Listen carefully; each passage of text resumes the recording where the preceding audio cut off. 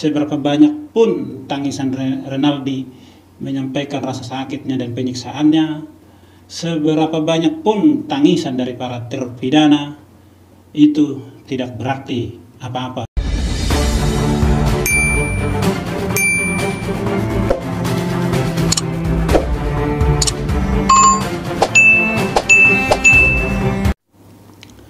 Masih seputar sidang PK7 terpidana. Saya khawatir Yang Mulia, ada kejahatan oknum-oknum tertentu terus dibela institusi, dikemas seolah-olah. Kenapa sih kita tidak mau mematahkan rasa ego kita, mematahkan kita bahwa ada kekeliruan, jangan terus kita kemas. Dan ada sesuatu, saya mengundang saudara, pasal 184 ayat 2, hal-hal yang sudah diketahui oleh umum tidak perlu dibuktikan. Itu clear atas perintah dan kehendak undang-undang. Jika Vario tadi tidak bisa saudara sebutkan itu di mana, why you masukkan dalam dakwaan? Dari mana motor Vario itu? Itu adalah kesalahan terbesar yang dilakukan.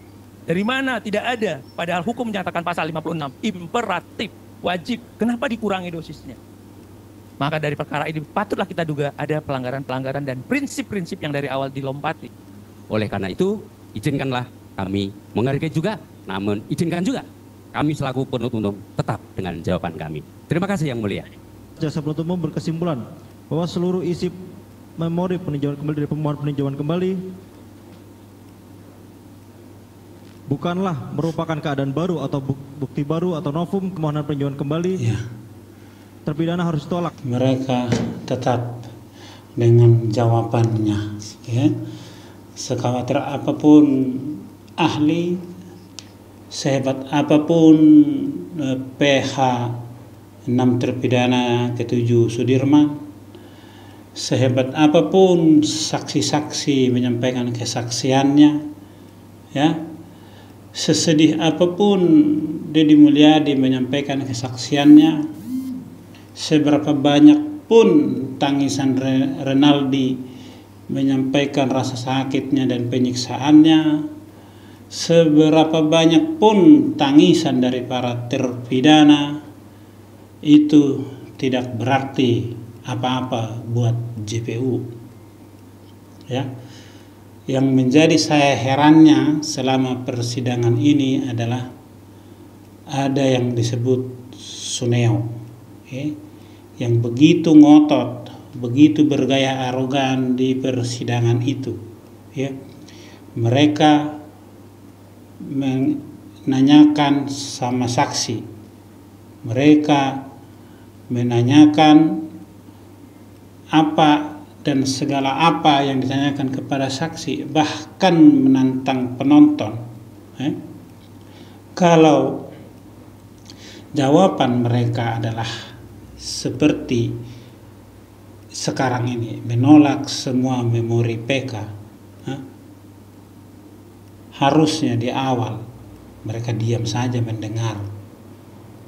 Mereka diam saja mendengar, nggak perlu bertanya. Itu menanyakan sesuatu kalau apa yang dijawab tetapi tidak dianggap. Bagi saya itu adalah sebuah penghinaan. Contoh, kita menanyakan arah jalan, kita menanyakan arah jalan.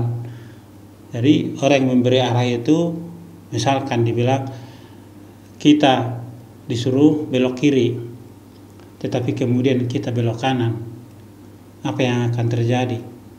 Yang memberikan arah jalan itu akan ngedumel atau mengumpet dalam hati.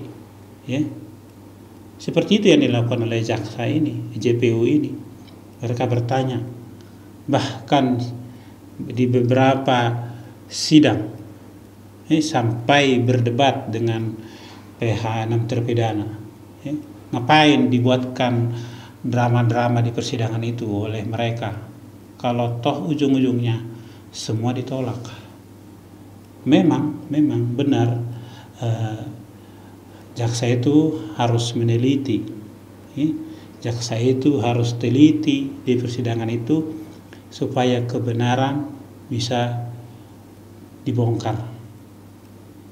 Tetapi kalau pada akhirnya jawabannya ngotot seperti ini, tidak ada yang berubah apapun, bukankah sebaiknya mereka diam saja mendengar? Karena apa? Keputusannya bukan pada mereka, keputusannya tetap di Hakim Agung, ya, keputusannya tetap di Hakim Agung. Nah, si saksi ahli sudah sampai menyindir tadi, ya kan, ada kesalahan oknum yang dilindungi oleh institusi. Institusi siapa? Enggak mungkin kan institusi polisi, berarti institusi mereka. Institusi mereka, karena kan ini sudah di persidangan. Kesalahan-kesalahan daripada oknum itu ditutupi di persidangan itu. Nah, ini yang terjadi. Tetapi sekali lagi, saya tidak merasa aneh dengan hal itu. Karena apa? Sudah banyak kisah di negeri ini, sudah banyak peristiwa di negeri ini. Jaksa-jaksa juga banyak yang ketangkap. Banyak yang ketangkap oleh KPK dan lain sebagainya.